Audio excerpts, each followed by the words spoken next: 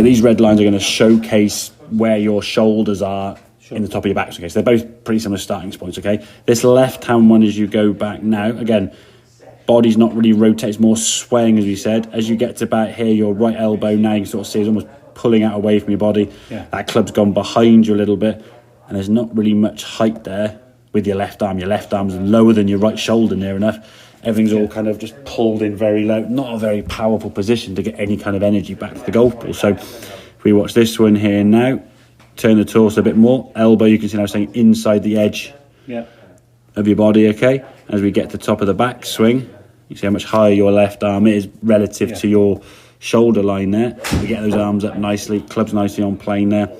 And now it's then coming back down again, just unwinding the golf club back to the goal. But yes, it's a smidgen steep, but we can deal with that once you get this backswing dialed in again, all right? Because there's no point changing downswing and then we're going to follow through and all the things until the backswing's dialed in, okay? So the yardage we can see jumped up probably about an average of 15, 20 yards in terms of carry. And everyone once we get that. Well, yeah, exactly, yeah. So it's getting that sensation that we're moving the body here a bit more.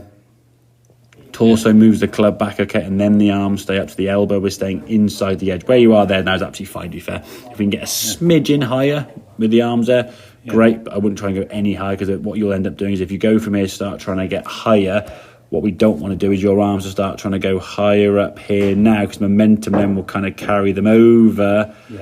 And then we're over the top, because over the top is kind of almost like a momentum thing that creates. So if you go here and you almost get the arms up, now you're already going that way, So we've got to get yourself turning, get that club there, and then obviously in a bit more detail, maybe next time we can look at that down. But definitely that takeaway there, keeping the elbows a little bit more, again, not pinched together, but just maintaining that width. That exactly, So I'm going to try and get that ball and thing around you. It's a really good device.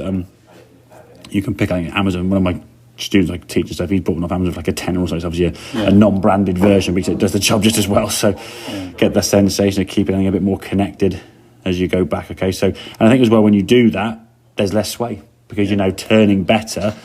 Before you were kind of like sway and drag the arms, so you were kind of here and doing that. That doesn't sort of create a lot of power as opposed to kind of getting into it. But I'll have a couple of the driver now. We'll sort of see the shots with that. But it's going to be the same with that, obviously, just with the setup will tweak slightly, but getting that sensation that body's working better, picture the elbows aren't kind of pulling and dragging the club away.